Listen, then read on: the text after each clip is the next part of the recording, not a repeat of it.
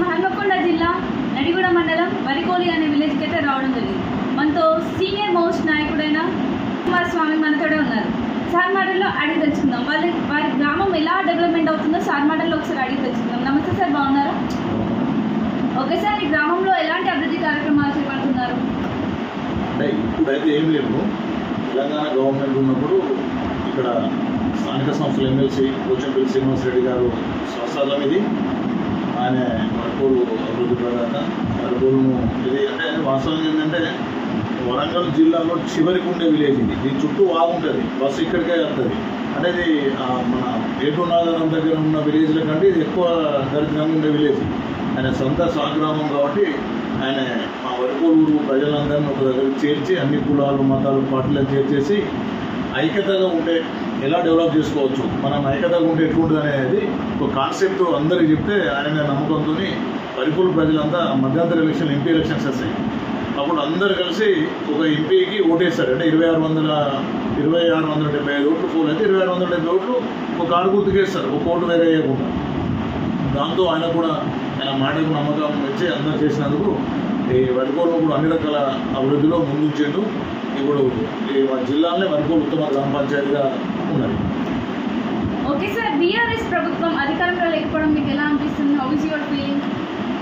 ఈ ఫీలింగ్ అంటే రోజు పొద్దున్న లేస్తే బాధ అనిపిస్తుంది. రైతులు వెళ్ళి ఆ యూరియాకు లైన్ ఉండు ప్రాణాలు కూడా పోతున్నాయి. కనీసం వాడు ఆటోకు డబ్బులు ఇచ్చి పెస్టిసైడ్ తీసుకుంటాడు. డే అంతా పని వదిలిపెట్టి 4-5 రోజులు పోయి ఆ లైన్లో ఉండి దొరకకుండా దాన్ని బ్లాక్ చేసుడు, మళ్ళీ ఎక్కువ రేటు కమ్ముడు, ఆ రైతులు ఇబ్బంది పెట్టుడైతే చాలా బాధాకరం. వాళ్ళు ఇస్తారన్న 6 గ్యారంటీలు లేవు, ఫోటో ఉంటే హామీలు లేవు, అన్నీ ఫెయిల్యూరే. అది చూస్తే తప్పు చేసినలేమో ప్రజలు అనేది, అంటే ప్రజలు కూడా అర్థం చేసుకున్నారు. వాళ్ళ చెప్తూ వాళ్ళే కొట్టుకుంటున్నారు. తప్పు చేసినా మేము ఓటీసీ కేసీఆర్ను మేము గద్దె దింపి పొరపాటు చేసినామని ఈ 5 ఏళ్ళు మాకు ఇంకో 3 సంవత్సరాలు ఎట్లా గడవాలనే విధంగానే చూస్తున్నారు ప్రజలైతే. ఓకే సార్, రాబోయే ఎలక్షన్స్లో ఎలాంటి నాయకుడిని ఎంచుకుంటే మంచిది అంటున్నారు? స్వార్థం లేకుండా నిస్వార్థంగా. ఇప్పుడు మామూలుగా స్థానిక సంస్థలలో మాత్రము తను విలేజ్లో ఉంటాడు కాబట్టి తన సొంత కుటుంబంకి ఏదైనా అవసరం పడ్డా, ఏదైనా ఆపద ఉన్నా ఎంత తొందరగా రియాక్ట్ అయ్యి పనిచేయగలుగుతాడో ఊళ్ళో కూడా అదే విధంగా చేసే నాయకుడు అయితే పెట్టరు. తాగునీటి సమస్య కానీ, కరెంట్ సమస్య కానీ, ఊళ్ళో ఏ సమస్య కానీ తన సొంత సమస్య ఎట్లుంటుందో అంతకంటే ఇంకా ఊరు సమస్యను కొంచెం తొందరగా పరిష్కరించే వ్యక్తి అయితే బాగుంటుంది. ఓకే సార్, మీ విలేజ్లో ఎలాంటి సమస్యలు ఉన్నాయి? సమస్యలు అంటే ఇప్పుడు అన్ని సమస్యలే, గవర్నమెంట్ పోయిన తర్వాత అన్ని సమస్యలే. ఇప్పుడు గవర్నమెంట్ ఉన్నప్పుడు శ్రీనివాస్ రెడ్డి గారి సహకారంతో మేము ఒక 4-5 చుట్టూ విలేజ్లకు బీటీ రోడ్స్ వేసుకున్నాం. ప్రతి గల్లీ ప్రతి ఇంటికి సీసీ రోడ్ వేసుకున్నాం. మున్సిపాలిటీ కంటే పెద్ద గ్రామ పంచాయతీ కట్టుకున్నాం. 105 డబుల్ బెడ్రూమ్లు కట్టుకున్నాం. ఒక మంచి ఏసీ ఫంక్షన్ బ్రహ్మాండంగా కట్టుకుంటాను. ప్రతి కులానికి ఒక కమ్యూనిటీలు కట్టుకున్నాం.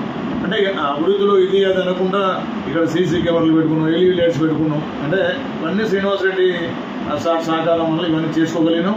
ఆయన ఇప్పటికైనా ఆయన ఎమ్మెల్సీ ఉన్నాడు, ఆయన ఫండ్తో ఇంకా బోర్లు వేయించడం ఉన్నా ఇంకా ఆయన ఇంకా వరికోలు కోసం ఇంకా ఏమో లోటుపాటు ఉన్నా చేపిస్తున్నాడు. గవర్నమెంట్లో మేము ఉన్నామని లేమంటేదంటే ఇక గవర్నమెంట్ ఉన్నదా లేదని వరికోలు ప్రజలకు తెలియదు. ఏదున్నా ఆయన చేపిస్తాడు, ఇప్పటికీ ఆయనతో ఉన్నాడు సార్. ఓకే సార్, మా ఛానల్ ద్వారా ఇంకెవరైనా చెప్పాలనుకుంటున్నారా? ఈ ఛానల్ ద్వారా ఏమన్నా చెప్పాలనుకుంటే ఇప్పటికైనా రేవంత్ రెడ్డి గారు బుద్ధి తెచ్చుకొని ఆ 4000 పింఛన్ ఇస్తా అన్నారు వృద్ధులకు. వాళ్ళ వృద్ధులు పాపం 4000 ఆశకే ఓట్లేసి నేను గెలిపించిండు. ఆ 20 నెలల్లో 2 నెలల పింఛని ఎగ్గొట్టాడు. వాళ్ళకు ఇస్తానన్న 2000 కూడా సరిగ్గా వేయలేదు. 2500 మహిళలకు ఇస్తానన్నాడు, ఆ మహిళలకు 2500 వేయలేదు. రైతులకు 2 లక్షల రుణమాఫీ అన్నాడు, ఆ 2 లక్షల రుణమాఫీ అయినా దాఖలు లేదు. 15,000 రూపాయలు రైతు బంధు అన్నాడు, అది ఒకటి ఎగబెట్టిండు, ఒకసారి ఇచ్చిండు, ఒకసారి సగం మంది. ఆ 15,000 లేవు, ఏమి లేవు. రైతు చనిపోతే కేసీఆర్ ప్రభుత్వంలో వారం రోజుల లోపు అంటే 5-6 రోజులలో డబ్బులు, 10 రోజులు లేకుండా వాళ్ళకి డబ్బులు వచ్చి 5 లక్షలు జమ అయ్యాడు అకౌంట్లో. అటువంటిది అది లేదు. తులం బంగారం అని మోసం చేసిన మహిళను, ఆ తులం బంగారం లేదు. అంటే చెప్పుకుంటూ పోతే కాలేజీ అమ్మాయిలకు స్కూటీలు అన్నాడు, కాలేజీ విద్యార్థులకు 3,000 ఫీజు అన్నాడు. ఏ ఒక్క హామీ కూడా ఆయన చేసింది లేదు, అది చేసింది ఏం లేదు.